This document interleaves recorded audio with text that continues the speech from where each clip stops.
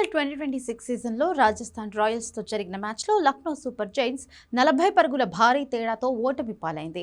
160 పరుగుల స్వల్ప లక్ష్యాన్ని ఛేదించలేక 119 పరుగులకే కుప్పకూలి ఘోర పరాజయాన్ని మూటగట్టుకుంది. మిచెల్ మార్ష్ మినహా లక్నో సూపర్ బ్యాటర్లంతా దారుణంగా విఫలమయ్యారు. బదోని, పంత్, మార్క్రమ్ మరీ తీసికట్లుగా డకౌట్ అయ్యారు. ఈ సీజన్లో లక్నోకు ఇది 5వ ఓటమి. ప్రస్తుతం ఈ జట్టు పాయింట్ల పట్టికలో చివరి నుంచి 2వ స్థానంలో ఉంది. ఈ ప్రదర్శనతో లక్నో ప్లే ఆఫ్స్ ఆశలను వదులుకోవాల్సిందే. ఈ సీజన్లో ఆ జట్టు బౌలింగ్ లో సత్తా చాటుతున్నా బ్యాటింగ్ లో మాత్రం ఘోరంగా విఫలమవుతూ వస్తోంది. ఈ ఓటమి అనంతరం జట్టు ప్రదర్శనపై కెప్టెన్ పంత్ తీవ్ర అసంతృప్తి వ్యక్తం చేశారు. కెప్టెన్ గా వ్యక్తిగతంగా విఫలమవుతున్నందుకు తనను తాను నిందించుకుంటున్నాడు. బ్యాటింగ్ వైఫల్యమే ఓటమికి ప్రధాన కారణమని అంగీకరించాడు. వరుస పరాజయాల తరువాత నిరాశలో ఉన్నట్లుగా తెలిపాడు.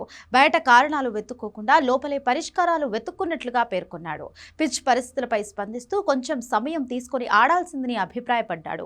ఇన్నింగ్స్ ను మరింత లోతుగా తీసుకువెళ్లాల్సిందని అన్నాడు. ఓటమికి సాకులు చెప్పకుండా బాధ్యత తీసుకున్నట్లుగా తెలిపాడు. అయితే బౌలర్లపై ప్రశంసల వర్షం కురిపించాడు. గత మ్యాచ్ తో పోలిస్తే అద్భుతంగా రాణించారని కితాబిచ్చారు. బౌలర్లు వారి పనిని సమర్థవంతంగా నిర్వహించారని, ఈ ఓటమి పూర్తిగా బ్యాటర్ల బాధ్యతని ఒప్పుకున్నాడు. అయితే వరుస ఓటములు ఎదురైనా ధైర్యం కోల్పోలేదని స్పష్టం చేశాడు. బౌలింగ్ తో పాటు తమ జట్టు బ్యాటింగ్లోనూ బలంగా ఉందన్నాడు. ఇప్పటికీ పరిస్థితులను అనుకూలంగా సామర్థ్యం తమకుందని విశ్వాసం వ్యక్తం చేశారు. జట్టుగా తలెత్తుకుని ముందుకు సాగాల్సిన అవసరం ఉందని అభిప్రాయపడ్డాడు. ఇదిలా ఉంటే ఆడిన 7 మ్యాచ్ల్లో కేవలం 2 మాత్రమే గెలిచి 4 పాయింట్లతో పాయింట్ల పట్టికలో 9వ స్థానానికి పడిపోయింది.